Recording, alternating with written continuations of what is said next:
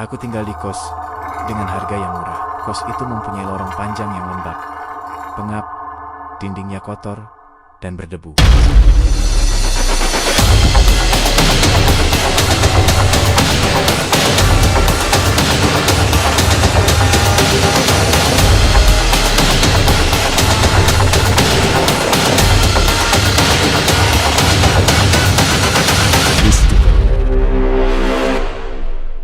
Setiap aku melangkah, seperti ada suara memantul dari langkahku. Sepertinya lorong itu punya ruang kosong yang jauh di dalam. Dan di jam 2 pagi, suara itu datang. Bukan lagi seperti kain diseret, tapi seperti daging yang diseret di lantai, berat, lengket. Suara itu berhenti tepat di depan pintuku. Lalu terdengar sesuatu menempel di kayu pintu, seperti tangan gosong menamparnya.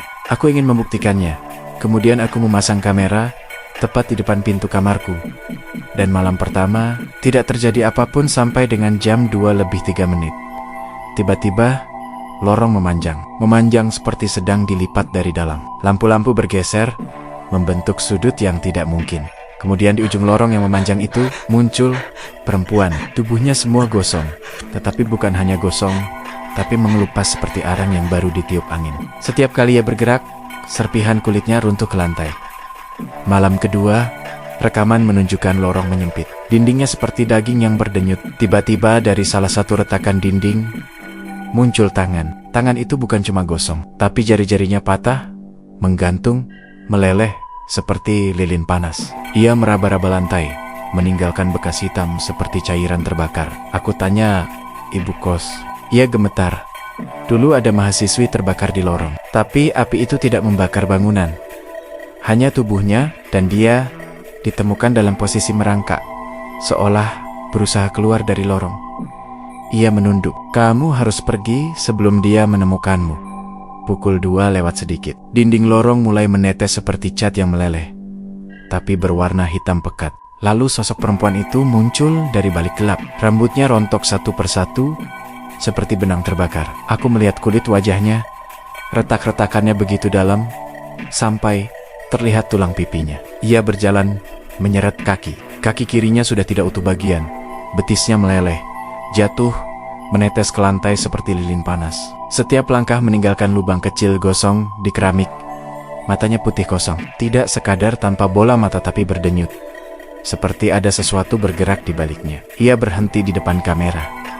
Retakan di wajahnya membuka lebar, seperti mulut ketiga. Dari dalam retakan itu keluar suara serak, bercampur bunyi daging retak.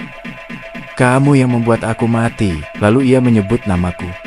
Sambil retakan wajahnya meledak kecil, mengeluarkan serpihan gosong ke lantai kamera. Kamera tiba-tiba goyang. Ada sesuatu menekan rak sepatuku dari atas. Di rekaman terdengar suara napas yang berat, panas, seperti seseorang yang paru-parunya terbakar. Lalu suara kukunya menggesek lantai, perlahan mendekat ke pintu kamarku. Paginya, aku melihat rak sepatu hangus di bagian samping, seperti ada tangan panas yang mencengkeramnya semalaman.